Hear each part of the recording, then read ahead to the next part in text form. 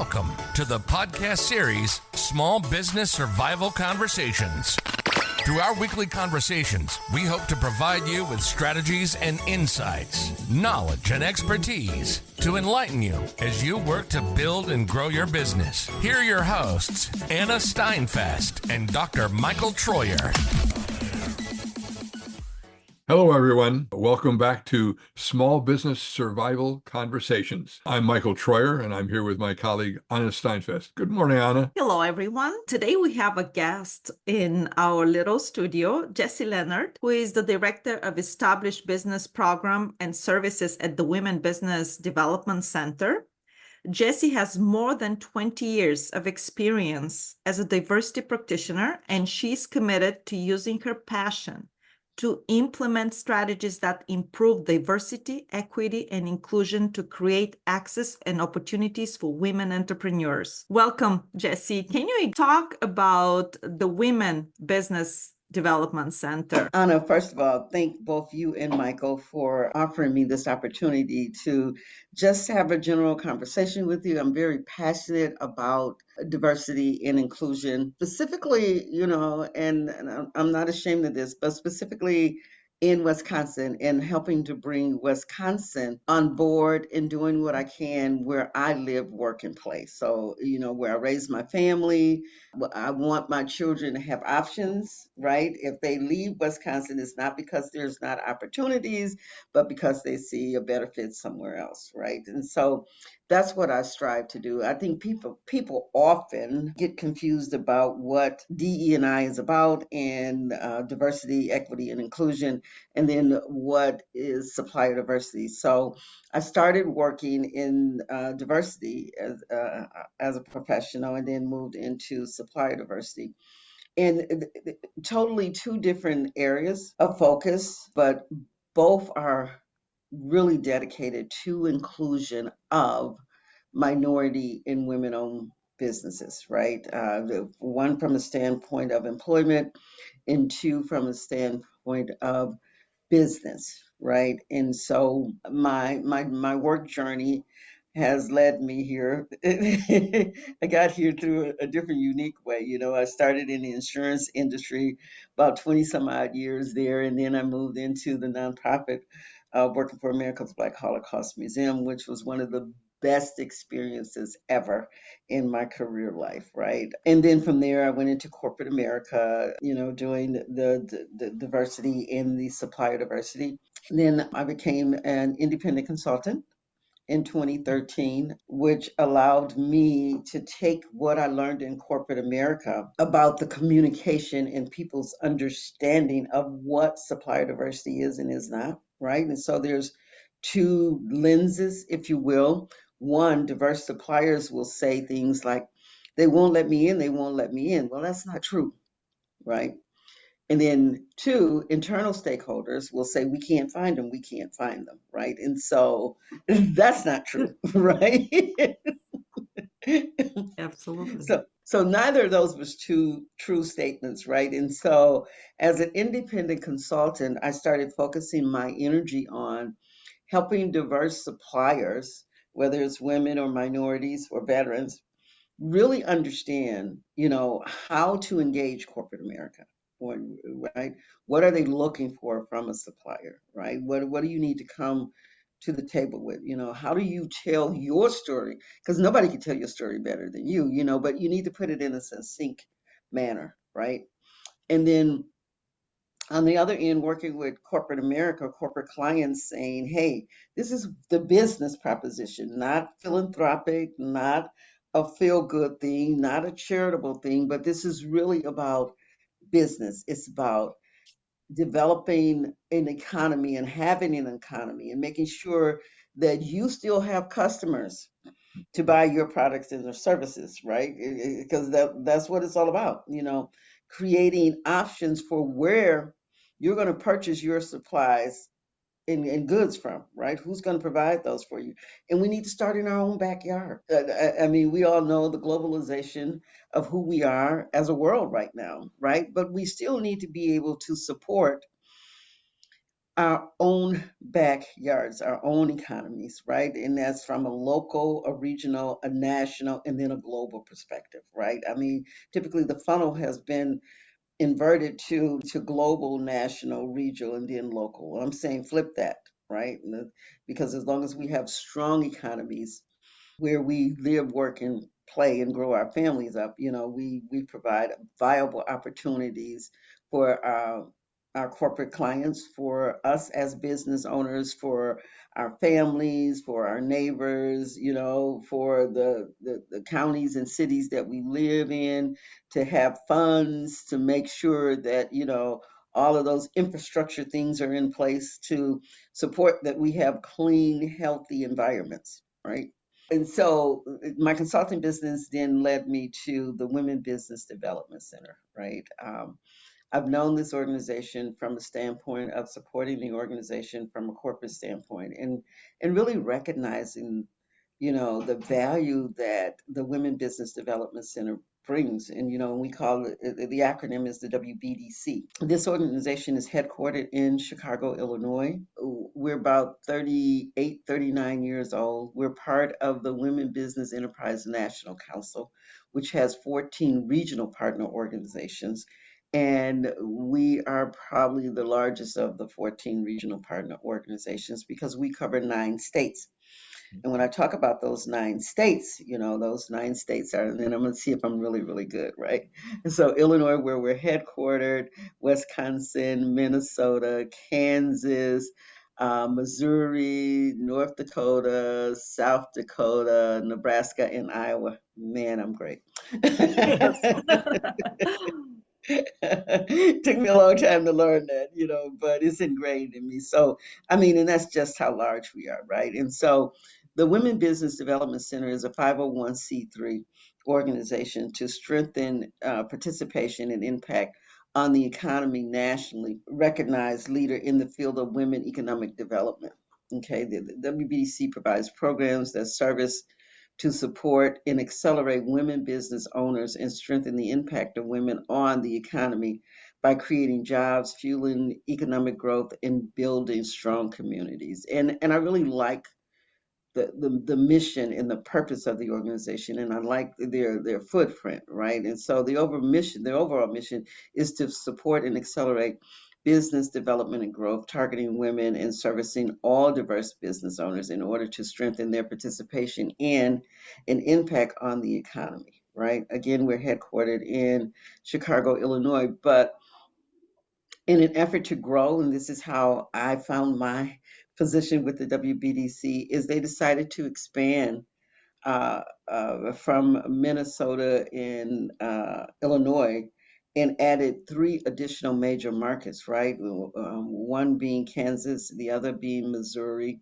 and then the other one being Wisconsin. And I was lucky enough to become a part of it, because as I stated earlier, I am very, very invested in Wisconsin being a part of and a positive part of, inclusion. And what do? It's not just Milwaukee, it is the whole of Wisconsin. And so when people look at anything diverse and inclusion, they always focus on Milwaukee. Well, it goes way beyond Milwaukee because we have some very iconic brands and organizations here in the state of Wisconsin. And the burden or the weight of inclusion can't just be put on one single urban metropolitan area, if you will. It has to be across the state of Wisconsin. Anna, as you know, is an entrepreneur because of the businesses she's running. If she were to come to you, what specific services might you propose she look at that you deliver to help her grow her business? Okay. It's Well, an number one, established business, so yeah. Number one, Anna has already came to us, and she is already Yes. a part of Yes. our family, Yes. right? So Exactly. we Yes, I'm part appreciate. of the family. Michael doesn't all know, right, all which right. is good. Which is Yeah, good. yeah, yeah. So, first of all, I have to make sure that everybody understand that what we do from a national standpoint, the We Bank Enterprise National Council, is we do third-party certification. We are one of 2 or 3 major third-party certifications, right? One is the National Minority Supplier Development Council, which certifies minority-owned businesses.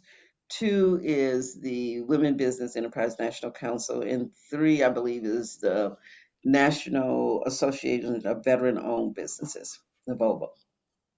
So, and you say certification, what do you mean certified? So, certification is the process of authenticating that you are 51% majority owned, operated, managed, and controlled, and a U.S. citizen in one of the U.S. territories, right? The United States or one of its surrounding territories, right? So 51% majority owned, operated, managed, and controlled, whether you're a minority owned business, whether you're a veteran owned business, or whether you are a woman owned business, right? It's how your business is set up matters. And so why that matters is because we have our federal government who, if you all remember or think about it, is that taking a little history journey here, if I can, is that the inclusion of small diverse owned business came out of the Small Business Act, right? Which started out as the United States identifying that contracts that it let out did not include small businesses, right? And so they mandated and said, for every contract, and this was after, I think, World War II, if I'm not mistaken, could be one, that every contract needed to include a small business. And so, you go along down the road, et cetera, and then civil rights. And so out of the civil rights era, then came the inclusion of minority-owned businesses and the MBDA, the Minority Business Development Agency, et cetera, which was enacted by Nixon, that said, that a percentage of every federal contract, or the majority of federal contract, needed to include a minority. And so, and then that involved 2 women. So you look at the United States, who's classified as a minority. So the executive order, which was established, the SBA was established in 1953, and then the executive order by Nixon took place in 1969, and that's Executive Order 11625, and then it extended to women, minorities, and underrepresented groups, right? And so when you look at who underrepresented groups are, you start looking by ethnicity, that is Black people, that is Indigenous Native Americans, that is Hispanics, and et cetera, down the line. So these are based on the United States classification. These are the underrepresented groups, and then the women, and then your disabled veterans are then made a part of that, and anybody in a hub zone, et cetera, right? And so corporate America said, well, why should we just let the federal government dictate to us, who or what percentage we should do with business, because they see it as an opportunity, 1, to retain customers, and 2, to gain new customers, because when there's representation, then you keep doing business, you keep buying a product. And our consumers, we're very smart, right? If we think that a company is not including us, we move our business. So for corporate America, it just made good business sense, right? And so then it became that corporate America did not want to take on the onus of saying who was a woman or a minority-owned business, which is why your 2 third-party entities were created. First the National Minority Supplier Development Council, and shortly after that was the WBDC, but then came the Women Business Enterprise Council. This all goes back to the reason for certification.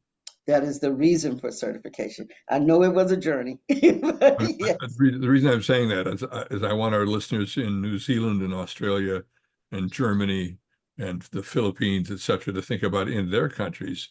They need, if they don't have these kinds of things going on, certification and a women's business development center and the other infrastructure, I'm going to call it, that helps women and other DEI representatives grow their business, they need to think about developing that. That's why this applies to them as well as what we're doing in Wisconsin.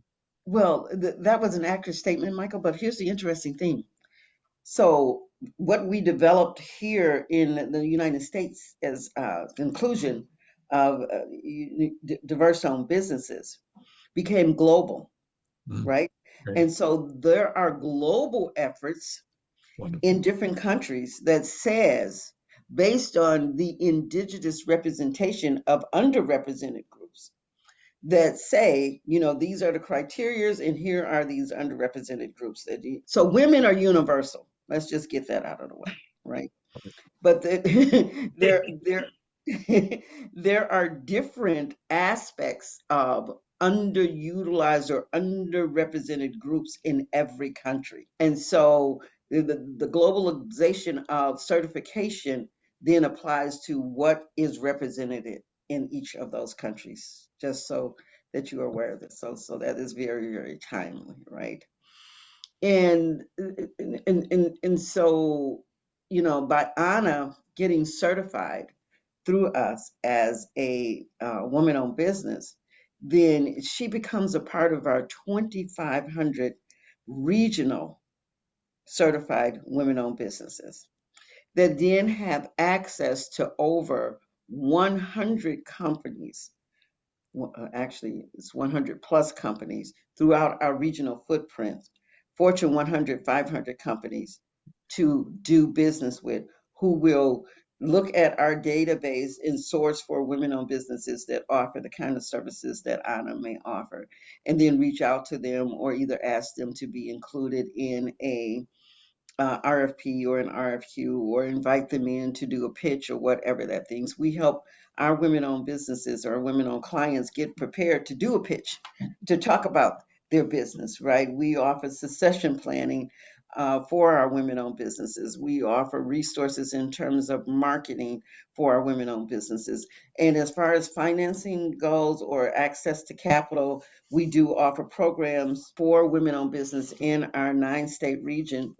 But specifically, we partner with other organizations to do that, like WBIC, the Wisconsin Women Business Initiative Corporation. WBIC is one of our regional partner organizations, so that when our WBE clients in Wisconsin are looking for those kind of resources in terms of capital funding and things like that, then we refer them to WBIC. In Illinois, we have resources there directly to do that. And so WBIC and WBDC are sister organizations, and we will not duplicate the efforts that WBIC does in Wisconsin the same as what WBDC does in Illinois. So that is clear. And we partner with other organizations across our 9-state footprint to do that. And then when you think about who we are on a national level as being a part of the Women Business Enterprise National Council, when I said that we have 2,500 certified women-owned business nationally, that increases by 3-fold, if not more. And then the same with corporations, by 3/4 or larger in terms of the number of corporations that participate and adhere to the best practices of WBANK and the WBDCs. How do you find third-party certified businesses? How do you utilize them? Understanding the sourcing opportunities and communicating the sourcing opportunities. And we take our women-owned businesses through a program that we train at Thought, but it's a development in retail space that is sponsored by one of our corporate partners, Walgreens, in an effort to help women-owned businesses be successful in the retail space. Understanding what does it mean to be a supplier, to a retail company? You know, what's the shelf life? What's the shelf experience, et cetera, you know, and so things like that. Jessie, I really wanted to add that I received, as you know, I work a lot with certified companies, and every time they will ask me the question, what is the difference between the Department of Administration, the Department of Transportation? They do offer certifications also. And until I went through being certified with your agency, I was not clear why. But there is a very, very strong why for women-owned businesses who are on the call listening to our podcast to be certified with WBDC. As Jessie was mentioning, these trainings are phenomenal. And not only that, but you provide also trainings on demand. Mm-hmm. Mm-hmm. You can go at your leisure whenever you have time to take, let's say, reading your financial, all the basics you need as a foundation to make sure that you're successful as a woman-owned business. The access Jessie was just mentioning, it's phenomenal when you can go into their database and find the person in charge of, let's say, caller company, that's international company, and you can communicate with this person. It's phenomenal. The resources they're providing, it's phenomenal. So if you are thinking, should I apply? You have to take it from experience. You should apply. So Thank you for that commercial. Yes. Honestly, before that, we've talked quite a while, and I'm like, okay, why should I have another certification, for all the people who are on the verge of why should I? And until I said, okay, Jessie, I'm going through it. So I went through it, and now every year I will be certified. And just for you to know, you go through a lot of paperwork, but that is what Jessie was talking at the beginning. They authenticate you. They tell you that and validate your company, that you are a very strong supplier, and any corporate member of the organization, if they want and secure your services, they have peace of mind that you are not a company which will fall tomorrow, things like that, because they're doing phenomenal job of identifying and just making sure that, and you have all the resources for you to scale up further. Can I touch on a little story to me and then let you respond, Jessie? That not only are you getting are you through WBDC providing training and other services and education and support, but when you get certified, it opens doors. You have access that you might not otherwise have. And I go to a specific story where I was talking to a business owned by a couple. They wanted to be certified as a woman-owned business. They'd made one mistake, however. The husband, I don't think, had really bought into understanding the power of a woman-owned business. So he had gone out to another part of the state of Wisconsin, and in meeting with some people, he negotiated a contract and came back, and they had a contract to deliver a product. The problem was he negotiated the contract, and he brought it back. And when she had applied for certification, they denied her, because he was acting as if he owned the company. And frankly, I think he thought he owned the company. Well, then you can't be certified as a woman-owned business. So he was losing money for the company, basically. He was losing opportunity. So that's part of the certification process too. Doors open, but you've got to be certified in order to get those doors to open. There's a reason for that. Yes, that's it. Yes, and a lot of unfavorable activity happens around certification, specifically, when it comes to securing federal contracts. And as Anna mentioned, right, there's a distinction between the state certification and the third certification. And the distinction is because your state, city, county, they adhere to the guidelines and rules of state, city, federal, right? Yeah. Third-party certification is catering to or designed specifically for your Fortune 100, 500, and even 1,000 corporations, right? Who are specifically actively engaged in, and tracking activity among contracts that they have awarded to diverse-owned businesses. They will capture women-owned businesses, they will capture minority-owned business spend, and they will capture their veteran-owned business spend, and now the LGBTQ community as well. And so, for them to have peace of mind, that is why they subscribe to the organization. The other thing, Michael, that you mentioned was the governance, right? And so people often do not look at or understand the importance of their operating agreement or bylaw.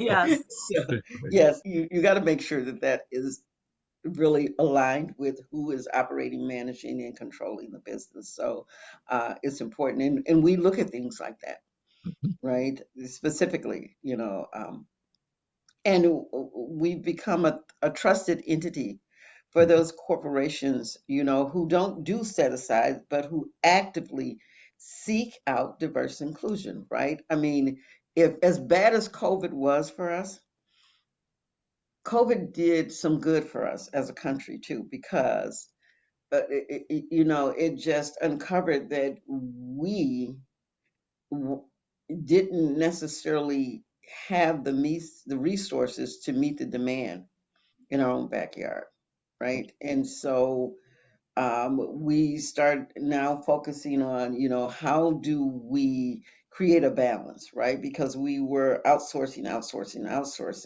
and you got to have some balance around that. And so what do we do? And that is why entities like ours are still relevant and very important. The other thing that I want to mention is, I don't know if you guys know about the Wisconsin Women's Business Council, but the latest data that I have, and I know it's outdated, but I also know that they're working on it, is that in 2007, women-owned businesses in Wisconsin was 31%. They employed 168,000 individuals, 168,000 individuals in the state of Wisconsin. Wow. And generated over $27 billion in revenue, right? And so that's how important it is, to the communities and the places that we work, right? Their payroll for the people that they employed was over $4 billion and still growing, right? Wow. And so with a Fortune 100, 500, or 1,000 entity, major corporation doing business with an INA, for example, INA then generates revenue. That revenue then helps her hire somebody. And because she's doing business with the Packers who hired her, her people that she hired now are doing work on Packers programs, projects, or whatever the case may be, the stadium, whatever. They're earning a living. Now you just created brand loyalty. So they're going to spend their money where? In the community with the Packers, right? And so that's how it becomes a whole reciprocal approach. It is how we stay strong as a community, right? It is how we grow talent. Diverse-owned businesses will hire the people that your Fortune 100 or 500 companies won't. And in doing so, then they create a pipeline of potential employees for your Fortune 100 and 500 companies, right? Because now individuals are learning or being exposed to things that they probably would have never had the opportunity to be exposed to and grow in had it not been for a woman or minority-owned business. And so people have to start thinking about it, not from a race and gender-based perspective, but from an economic resource and educational perspective, right? We need talent here. Yes. Who helps us grow talent, right? And who everybody can't be an A starting out. While we know that there are some great people who, because of who they were born into this world super talent. But that's only a percentage of the people, a small percentage, right? The rest of us have to grow into that, right? And women in diverse-owned businesses give that opportunity for people to evolve and to grow into and to learn new things and be exposed to new things and to create new things, right? Women And minority-owned businesses or diverse-owned businesses in general are very nimble and flexible, right? And they bring about some great ideals to their corporate customers that maybe they didn't think about. It's about solutions, right?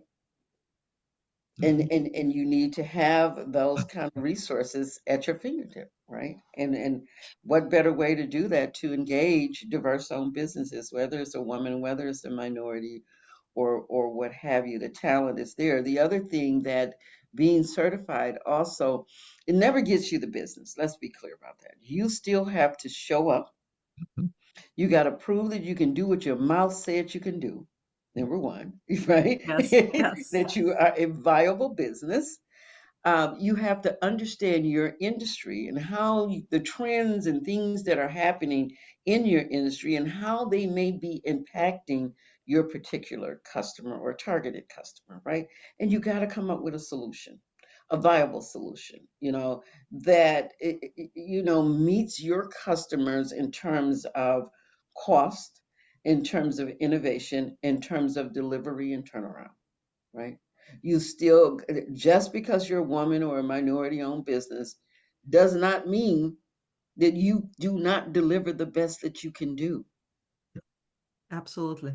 I love that. Yeah. Thank you, Jessie, for bringing this to the conversation this morning, because a lot of business owners think that once they get certified, the certification will get them all these contracts and they're set. No, you still have to deliver and you still have to perform to the best of your capabilities. For our listeners also, we will be including Jessie's organization, the link to her organization in the notes. So please make sure that you go and check it out. I can speak like I told you that I can speak from my personal experience. It has helped me a lot. They have a lot of events. They have a lot of capacity building training, and they partner with JP Morgan. They partner with large companies, Citi. I know that at your one of your events, I heard about Citi Bridge. That's all these different lending opportunities, and they have CDFIs, like they work with Wisconsin Women Business Corporation. So that is fantastic, Jessie.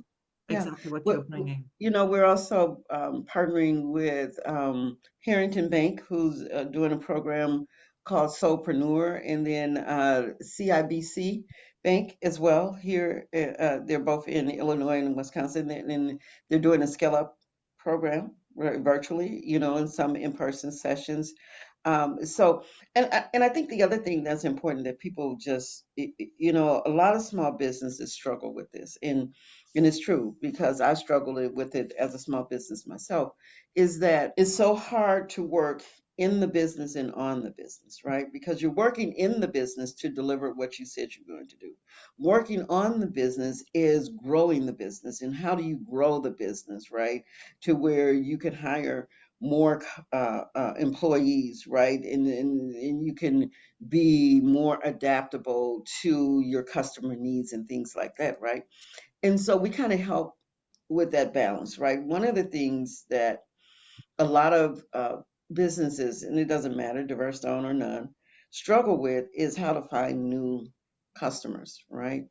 Well, the beauty of being a third party certified client is that our corporate connections, right? You already know that these corporations are going to be in the room.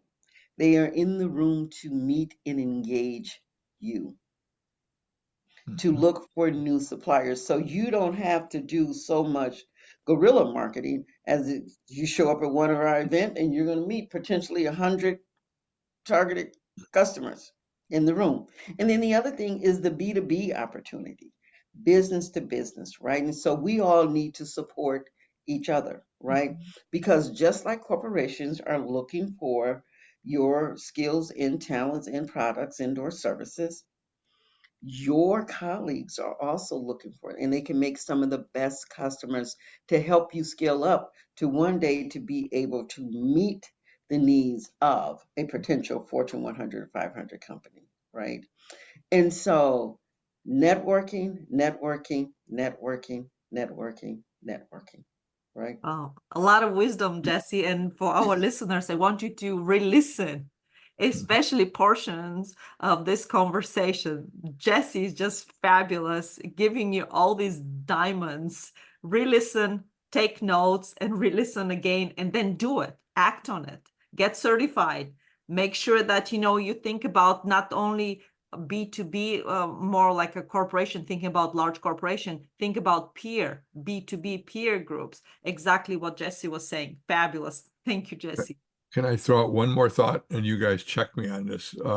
My sense of this, and a little bit of a bias shows here because I'm very focused on small businesses, and we're talking about women-owned businesses and indigenous-owned and minority-owned businesses and veterans. But as small businesses, they have a perspective that they need to celebrate and appreciate, because the big companies begin to get focused on what they know to do. This is the way we've always done it.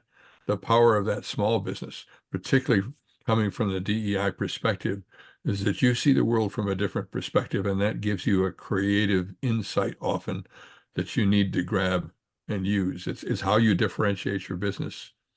And that's a power we need to celebrate for these small businesses that you're serving, Jessie, is if they can come into the market with something really fresh and different and exciting, and find their opportunity to get certified, and frankly, find something that big company needs because they can't think the same way.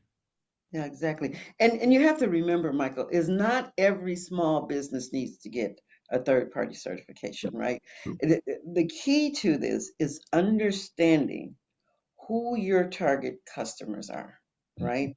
Yes. So if your retail store, or even a daycare, I'll take a daycare.